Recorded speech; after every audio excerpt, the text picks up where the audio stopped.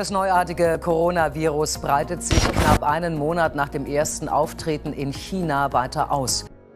发现了一种新病毒，冠状病毒。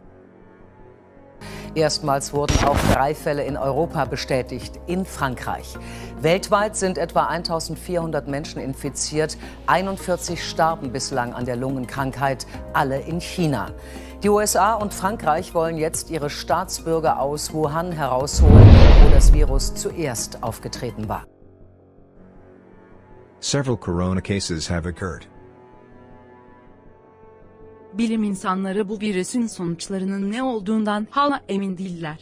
Und wir können jetzt doch zunehmend sagen, das Ganze ist sehr, sehr ähnlich wie SARS.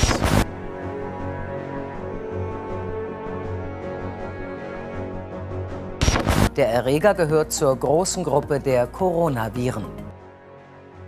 Wir können nun letztendlich sagen, dass sich das Coronavirus immer schneller ausbreitet. Also ich empfehle unbedingt, die Corona-Warn-App zu installieren. Allein gestern haben 4.800 Menschen potenzielle Risikokontakte gewarnt.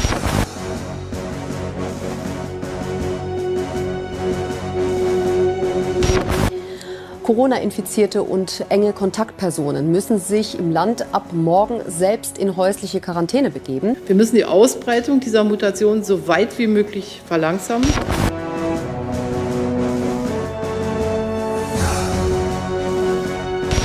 Stand heute Abend. Ist der harte Lockdown, Geschäfte zu, Schulen zu, ist der wahrscheinlich geworden? Er wird immer wahrscheinlicher. Wir haben es ja eben in dem Beitrag gehört, Sachsen fängt sozusagen an. Und ein Bundesland alleine, das ist der Irrsinn, weil dann wandern die Leute in die angrenzenden, in die benachbarten Bundesländer. Das deutet sich an, dass auf jeden Fall nach den Weihnachtsfeiertagen wir in einen harten Lockdown gehen werden.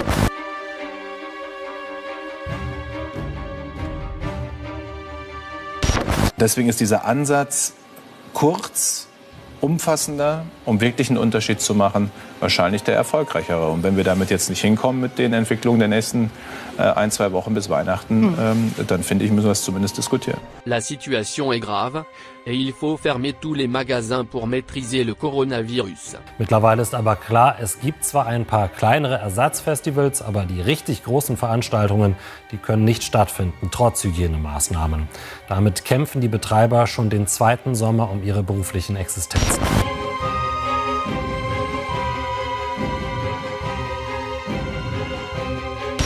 Wer hätte schon gedacht, vor 10 Monaten, dass wir noch 2020 diese Impfung bekommen? Ich denke niemand. Deshalb muss man erleichtert sein, muss man wirklich froh sein. Und es ist heute die Wende in der Pandemiebekämpfung, der Anfang der Wende, denn wir haben sie ja noch nicht bekämpft. Aber wenn jetzt viele sich impfen lassen und die Impfdosen wirklich kommen, von dem wir ausgehen, dann haben wir die Pandemie besiegt. Und das ist unser gemeinsames Ziel.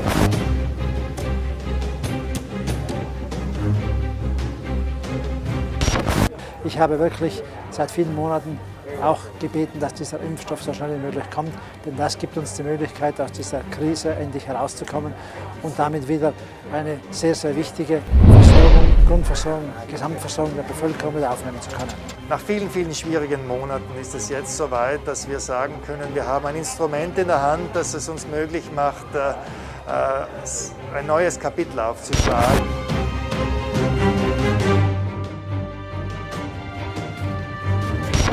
Also bei der Impfgeschwindigkeit, die wir jetzt gerade prognostizieren, wird es also sicher weit ins nächste Jahr dauern, bis wir überhaupt eine Impfquote erreichen, die uns ermöglicht, das ganz normale Leben, wie wir das im Jahr 2019 kannten, wieder aufzunehmen.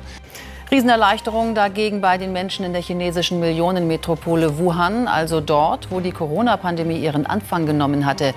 Nach 2,5 Monaten rigider Abregelung darf die Stadt nun wieder verlassen werden. Durch den Lockdown ist die Inzidenzzahl so weit gesunken, sodass alles nun wieder geöffnet werden kann und die Menschen ohne Maske raus dürfen. Deshalb öffnen nun auch wieder Diskotheken. Die Weltgesundheitsorganisation sieht derzeit keine Notwendigkeit, einen internationalen Notstand auszurufen.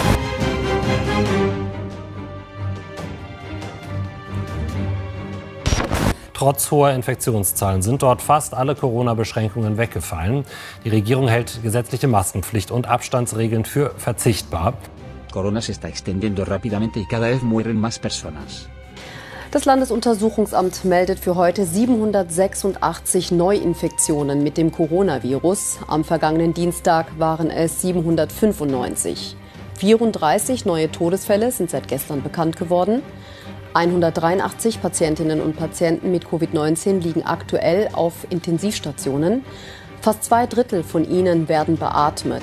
76% der aktuell verfügbaren Intensivbetten im Land sind belegt. Wir dürfen nicht warten, bis die Gefahr bei uns auch greifbarer wird, sich also dann in den täglichen Infektionszahlen niederschlägt. Dann wäre es zu spät, um eine dritte Welle der Pandemie und gegebenenfalls eine noch heftigere als jemals zuvor zu verhindern.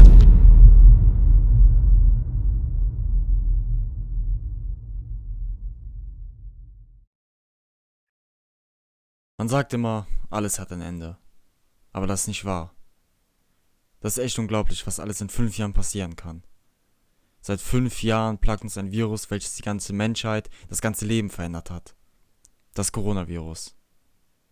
Am Anfang hat es niemand ernst genommen. Ich meine, es kam ja von China, ziemlich weit weg, was soll da schon groß bei uns passieren? Aber dann, durch einen blöden Zufall, kam es nach Deutschland und weil keiner den Virus ernst genommen hat, da einfach niemand genau wusste, was es für ein Virus war, hat es sich ausgebreitet wie die Fliegen. Und auch die Menschen starben wie die Fliegen. Schon bald kämpfte die ganze Welt gegen den Virus.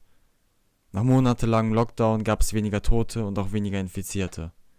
Man hat gedacht, dass man Corona so gut wie besiegt hat. Genau, man hat es gedacht. Alle durften wieder feiern, raus ohne Maske, ein normales Leben führen. Das war ein fataler Fehler.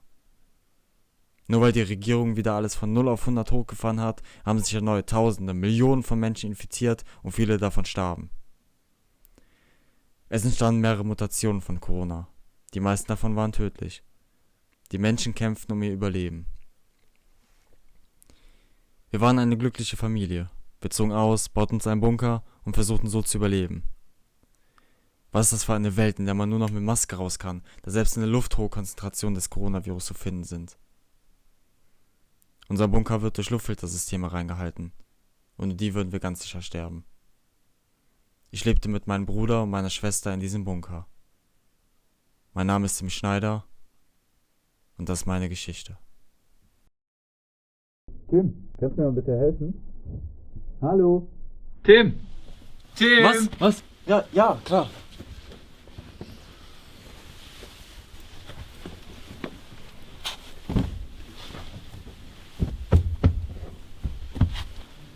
Sag deiner Schwester, die soll ihre Ecke auch mal aufräumen. Sieht aus wie ein Schweinestall. Dann frag sie doch selbst. Den habe ich leider nicht gefunden.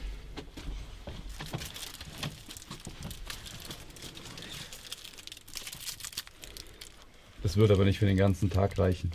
Unsere Vorräte sind jetzt schon komplett aufgebraucht. Wir müssen später nochmal in den Wald und neue Vorräte suchen. Das größte Problem ist, das Wasser aus dem Wasserhahn ist verseucht. Und die Seen ebenso.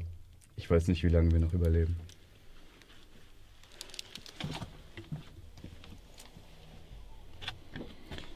Die Frage ist nur, wie lange wir noch verpackte Wasserflaschen finden. Denn unsere Quelle ist fast aufgebraucht und ich weiß nicht, wie es mit uns weitergehen soll. Denk doch nicht immer so pessimistisch. Wir werden garantiert fündig, wir werden es schaffen. Ich denke nicht pessimistisch, aber wir haben kein Wasser mehr. Sie hat aber recht, es muss genug Wasser für uns alle geben, genauso wie mit dem Essen. Wir sollten im Hier und Jetzt leben und über die Zukunft können wir später noch nachdenken. Wir haben im Hier und Jetzt kein Wasser mehr. Wir müssen in den Wald gehen. Packt eure Sachen zusammen. Ach, und Veronika, räum noch deine Ecke auf.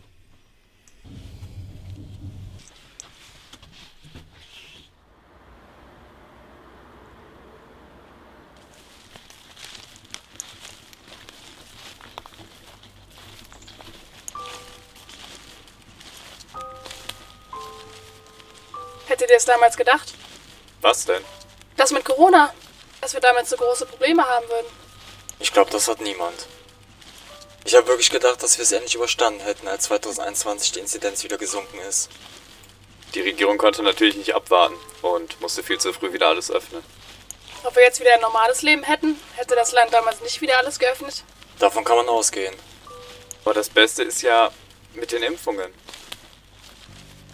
Auf die ganzen verschiedenen Varianten kann man sich gar nicht einstellen. So schnell kann gar nicht geimpft werden. Dementsprechend sind natürlich alle Impfungen ungültig. Ja, und da nur noch ein Bruchteil der Bevölkerung am Leben ist, kann man auch nicht mehr mit einem neuen Impfstoff rechnen.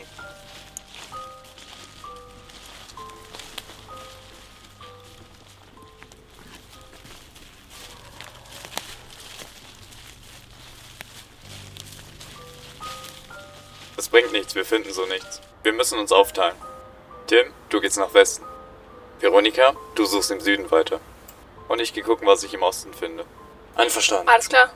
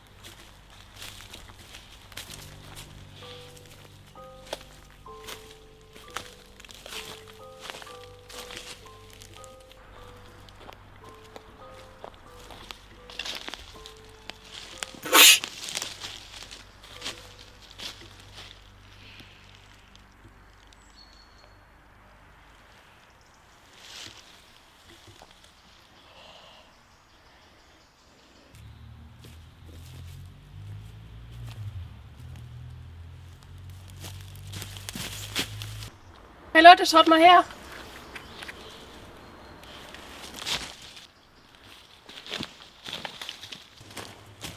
Hier, das habe ich gerade gefunden. Oh Mann, das reicht ja für die nächsten 5 Tage. Gut gemacht, Veronika. Ja, gut gemacht. Aber so schwer waren die auch nicht versteckt.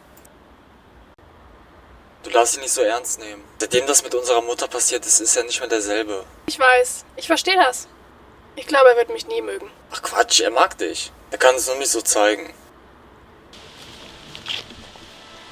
Wir sollten bald wieder umkehren. Es wird schnell dunkel und es scheint hier nichts zu geben. Ja, du hast recht. Aber wir brauchen wenigstens etwas Nahrung. Der Boss wird uns köpfen. Noah, die Sucher!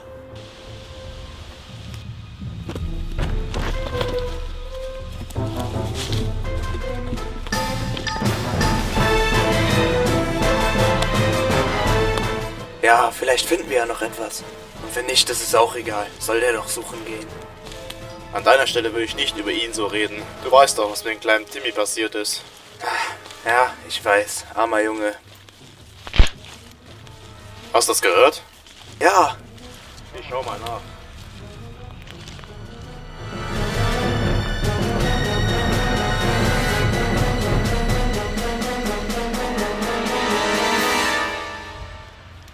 Komm schon, der ist nicht. Lass uns umkehren. Na gut.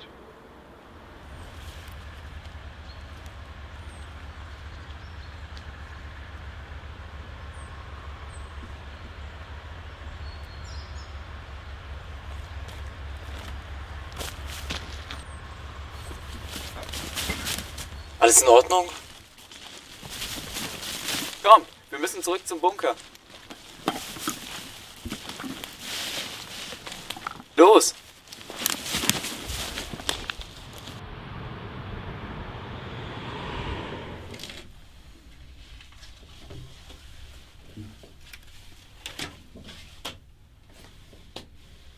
Liebe Kinder, wir haben gestern die letzten Rationen verbraucht, weshalb ich mich nochmal auf den Weg machen muss, um neue Nahrung ausfindig zu machen. Ich habe euch ganz doll lieb. Mittags bin ich wieder da. In Liebe, euer Vater.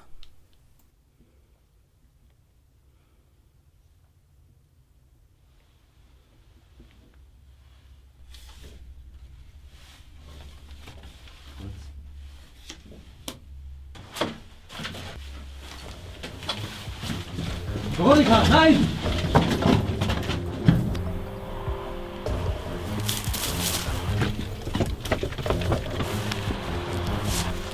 Du kannst nicht mehr rein. Was? Das kann nicht dein Ernst sein? Du hast keine Maske auf. Das kannst du mir nicht antun, ich bin deine Schwester. Es tut mir leid.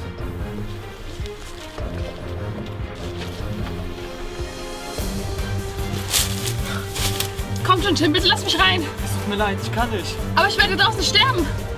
Glaub mir, ich würde, wenn ich könnte. Na, wen haben wir denn da? Ich kann das wirklich erklären. Du trägst keine Maske. Ich weiß, aber ich gehe einfach wieder nach Hause, okay? Das können wir leider nicht zulassen. Du weißt doch bestimmt, was unser Job ist. Dreh dich um. Es geht ganz schnell. Dreh dich um.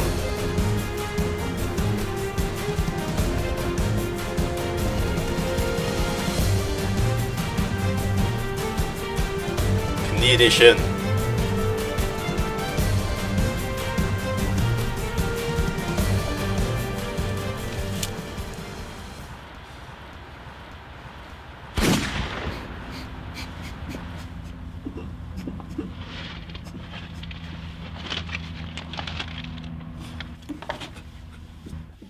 Ah, das blöde Weib hatte nichts dabei. Die Schweine! Also, wo war ich stehen geblieben? Ach ja, ich habe letztens so eine Hütte im Wald gefunden. Da gab es bestimmt 10 Kilo an Ration. Da hatte ich einmal eine Glücksträhne. Boah, war echt stolz auf mich. Vielleicht hast du auch mal so ein Glück wie ich. So unnötig!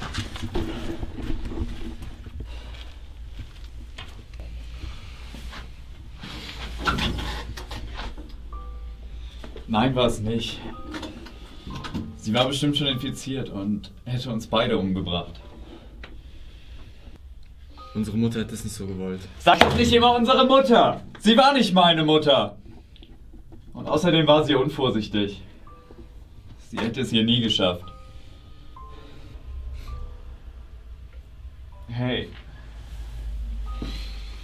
Das war nicht so gemeint. Du hast recht. Es war nicht deine Mutter. Aber was mit Vater? Er hätte es bestimmt nicht so gewollt. Natürlich hätte er es nicht so gewollt. Aber er hätte auch so gehandelt, um uns noch zu schützen.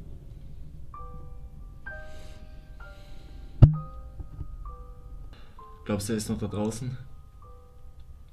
Ganz bestimmt nicht. Glaubst du, er hat sich angesteckt? Er war doch immer vorsichtig. Das glaube ich nicht. Dafür war er zu clever. Aber, naja. Er ist bestimmt einem Sucher begegnet. Du hast gesehen, was das für Arschlöcher sind. Ich bin mir sicher, dass er welchen begegnet ist. Und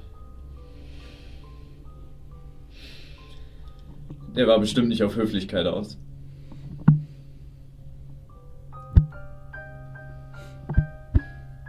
Na komm, Tim. Du musst mit mir nach dem Filtersystem sehen. Ich weiß nicht, ob die noch funktionieren.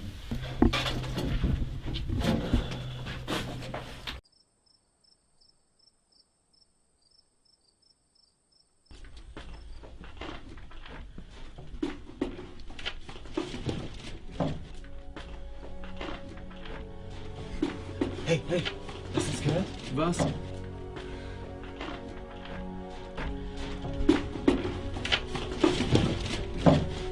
Hey!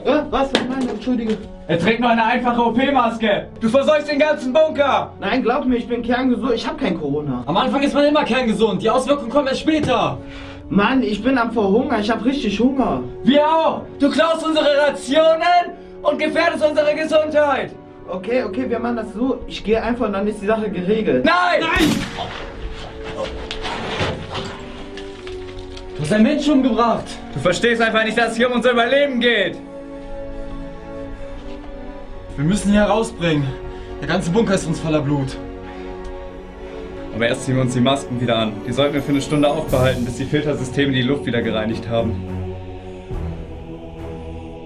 Ich helfe dir mit dem.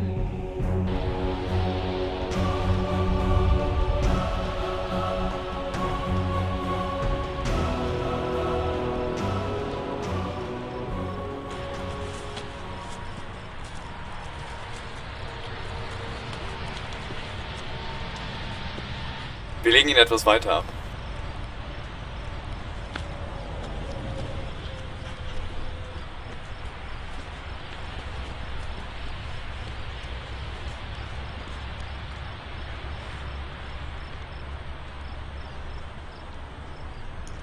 Nicht. Wir müssen sie wenigstens begraben. Fass sie nicht an. Sie liegt schon zu lange hier draußen. Sie hat das Virus im ganzen Körper.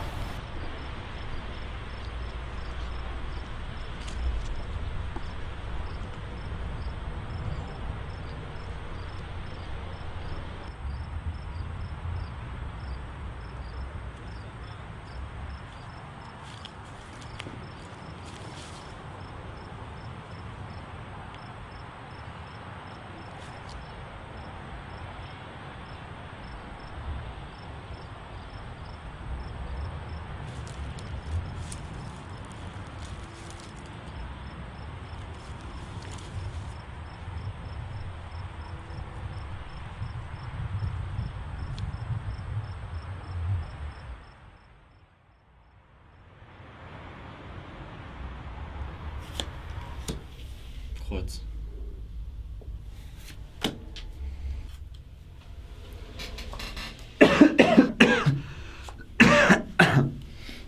Geht's dir gut? Mir geht's gut, ja.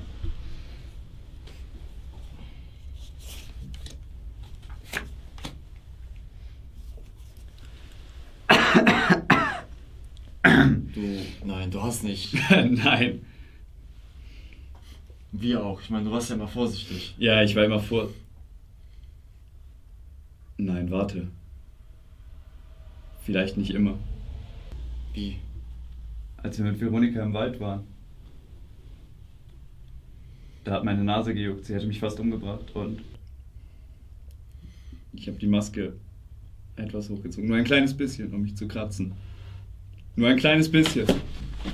Nur ein kleines bisschen? Ist das ein Scheiß Ernst? Veronika war auch nur ganz kurz draußen und du hast sie trotzdem zum Verrecken draußen gelassen. Es tut mir leid. Ich will alleine sein.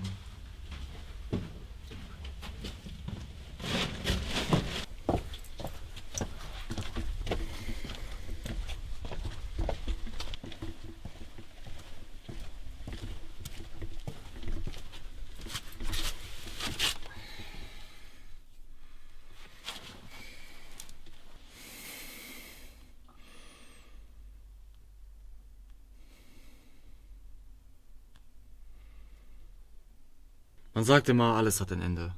Aber das ist nicht wahr. Das ist echt unglaublich, was alles in 5 Jahren passieren kann. Seit 5 Jahren plagt uns ein Virus, welches die ganze Menschheit, das ganze Leben verändert hat. Das Coronavirus. Wir waren eine glückliche Familie, bezogen aus, bauten uns einen Bunker und versuchten so zu überleben. Was ist das für eine Welt, in der man nur noch mit Maske raus kann, da selbst in der Luft hohe Konzentrationen des Coronavirus zu finden sind. Unser Bunker wird durch Luftfiltersysteme reingehalten. Ohne die würden wir ganz sicher sterben. Ich lebte mit meinem Bruder und meiner Schwester in diesem Bunker. Mein Name ist Tim Schneider und das ist meine Geschichte.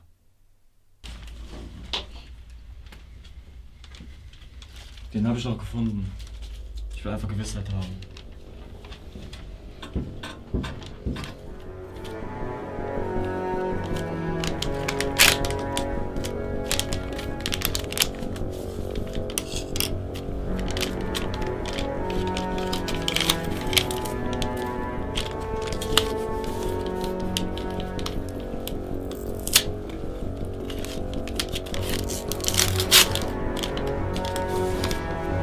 Es tut mir so leid.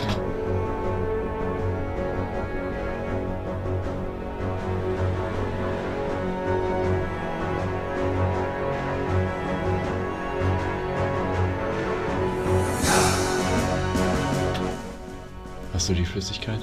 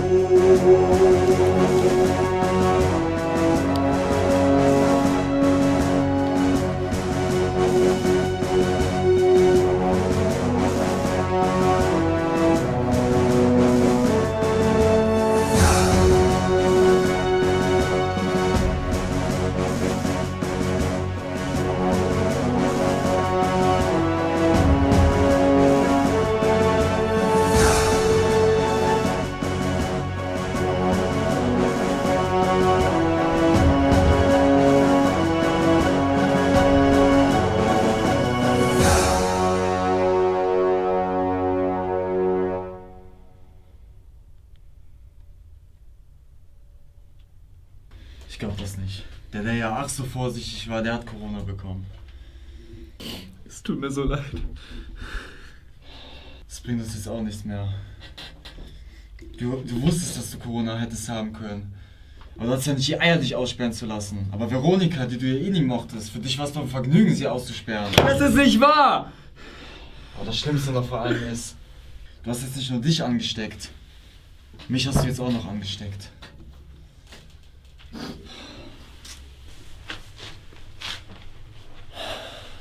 Das ist wohl die Rache der Natur. Wir Menschen haben diese Welt zerstört. Durch uns gibt es den Klimawandel, durch uns gibt es die Massentierhaltung. Die Natur hat uns das Coronavirus gebracht, um sich an uns zu rächen. Dafür, dass wir die Welt zerstört haben. Der Großteil der Bevölkerung ist bereits gestorben. Und nun sind wohl wir auch langsam dran. Wenn jeder Einzelne auf diesem Planeten gestorben ist, kann die Natur sich endlich erholen. Wir sind einfach zu dumm, um friedlich zusammenzuleben. Das Coronavirus bedeutet wohl nur eins: das Ende.